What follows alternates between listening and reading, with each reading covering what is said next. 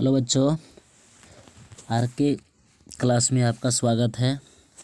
और आज जो है सो हमने 10th क्लास के हिस्ट्री पार्ट 1 लेकर आए हैं, जो चैप्टर का नाम है यूरोप में राष्ट्रवाद।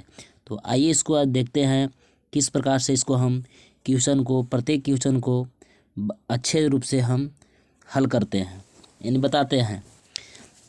देखिए इसमें क्या दिया है कि राष्ट्रवाद क्या है, ठीक ना। क्या दिया है कि राष्ट्रवाद क्या है। तो राष्ट्रवाद पहले बोलते हैं कि इसको देखते हैं। इसको यहाँ दिया है क्या कि राष्ट्रवाद देश के प्रति प्रेम और लगाव की एक भावना है। मतलब इसका का नाम क्या हुआ कि राष्ट्रवाद जो है से देश के प्रति क्या हो, प्रेम हो और क्या हो, लगाव हो। और जो इन दोनों का जो है से एक भावना है, तो भावना किसके प्रति है, देश के प्रति है, यानी कि राष्ट्र के प्रति है, ठीक ना। जो किसी विशेष भौगोलिक, सांस्कृतिक या सामाजिक, यानी कि भौगोलिक मतलब क्या है कि जिस स्थान पर आप रह रहे हैं, सांस्कृतिक का मतलब हो गया क्या वहाँ के कल्चर, ठीक ना, और सामाजिक यानी कि समाज, ये तीनों के क्षेत्र में रहने वाले लोगों की क्या करता है, एकता की भावना जगाता है।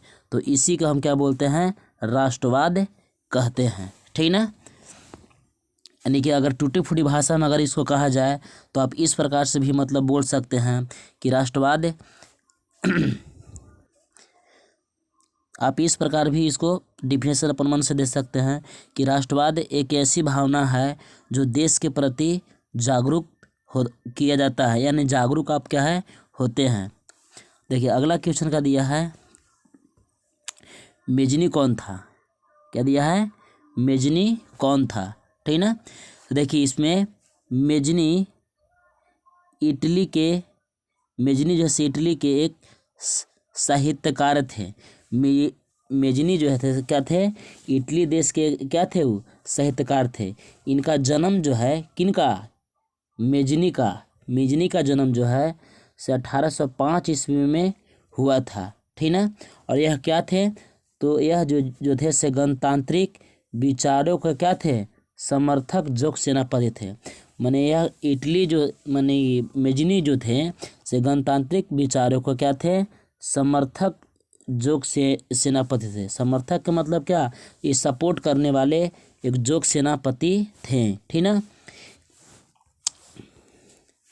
इटली के एकीकरण में, ठीक ना, कौन, मेजनी जो थे से इटली के एकीकरण में, ठीक ना, मेजनी का महत्वपूर्ण योगदान था। अगर मेजनी अगर होते, ठीक ना, तो इटली के एकीकरण में जो है से मतलब क्या है, बाधाएं उत्पन्न होती।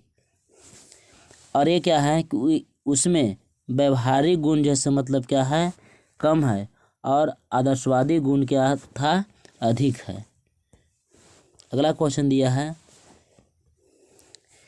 कि जर्मनी के एकीकरण की बाधाएं क्या थी। तो देखिए जर्मनी के एकीकरण की बाधाएं निम्नलिखित थी। पहला इसमें देखिए क्या दिया है कि जर्मनी देश लगभग 300 छोटे बड़े राज्यों में विखंडित था, ठीक ना। जर्मनी देश जो था से 300 छोटा और बड़ा, ये दोनों मिलाकर मतलब क्या था, विखंडित राज्य था, ठीक ना। दूसरा कहा दिया है कि जर्मनी में धार्मिक सामाजिक, यानी कि दिया है कि जर्मनी में धार्मिक सामाजिक विषमता होना, मतलब कि धार्मिक और राजनीतिक और सामाजिक ये तीनों जो था से मतलब क्या था, विषमता था। तो ये भी जैसे मतलब ये क्या है, बाधा ही था, ठीक ना। यानी कि धार्मिक भी जो था से अलग था, राजनीतिक भी जो था से अलग था, सामाजिक भी जो था से क्या था, अलग था। तो भी क्या है, बाधा है। फिर इसमें दिया है कि तीसरा, लोगों में राष्ट्रवाद की भावना का अभाव था। माने देश के प्रति कोई भी सोचने वाले वहाँ के नागरिक लोग उतना एक्टिव नहीं थे, ठीक ना। चौथा दिया है कि शक्तिशाली राज्यों प्रासाद द्वारा अन्य राज्यों पर प्रभाव बनाए रखा।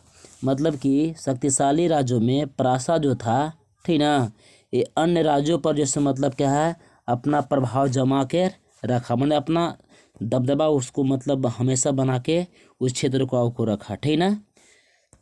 तो यही आपका हो। वीडियो अगर अच्छा लगे तो लाइक कीजिए।